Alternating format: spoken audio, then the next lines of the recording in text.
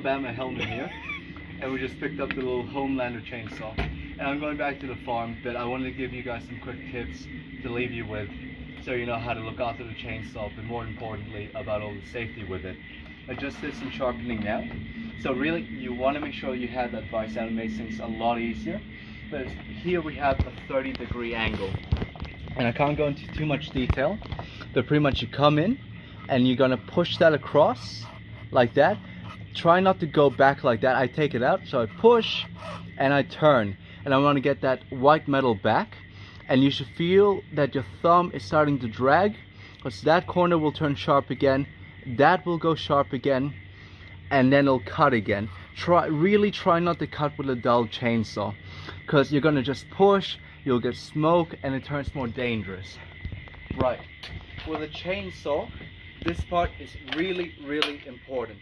It's called a chain break. Thing is, if you come and you cut it wrong and you hit that corner, even a small chainsaw can fly up, and that part is the sign. So if I'm cutting, whoop, and that'll trigger the chain break. So really, there are two rules. Always have your thumb around the chainsaw like that, so that you have the chain break there, and never cut outside, never run the chainsaw outside. A lot of people start the chainsaw and they're like, oh, I'm gonna go cut. There's no point in doing that. It's an engine, it's obviously on. You cut, you wait for the chainsaw to stop, and you pull it out. Don't walk around or turn with the chainsaw running. That's how a lot of people get hurt. Right now we just finished cutting up some firewood, so the chainsaw is hot. So that means that if I wanted to start it, there's a little red switch here. I go on. This is the choke. When it's cold, you pull that out. Right now it's hot, so we leave that in and we don't touch that, or it'll flood the chainsaw, as they say.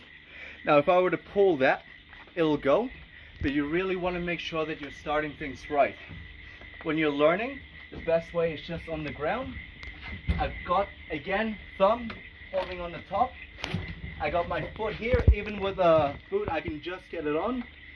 So that's warmish, so I'll take a bit. Beforehand, chain tension. There's a little screw right here in the middle, and that will control the tension. The general rule is you just want to be able to take those teeth out. If it's too tight, it'll get too hot, and too loose, it'll come out. So just about there. You guys will get the feel of it. I can just push it along. Actually, I can pull it along pretty well, and it'll stay in the groove. These are locked in fairly tight, but not too tight, and that's your front cover. You even got a chain break here in case that comes off, to stop it from hitting your feet. So I got it firmly on the ground. I've got the on. Now if I was starting, I'd push the bubble here, but I don't need to. I make sure that's not going to touch the ground or anything there. Now you can start it. I like to start it without, because I want to hear what's going on. But if you feel safer with the chain break, okay, while you're learning, hold it firm and give that a good pull.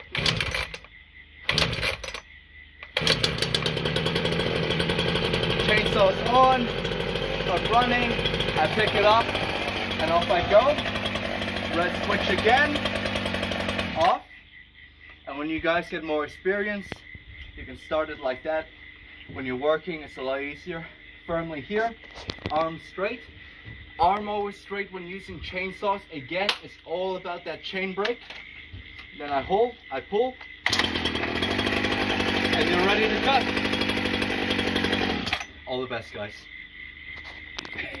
Thanks, Alabama Helman. Alabama Helman. Part 2 of Alabama Man. Right.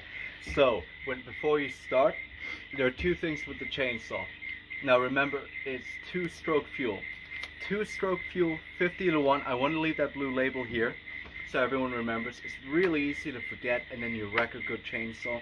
The red one for fuel, fill it up to the top, and that is chainsaw bar oil.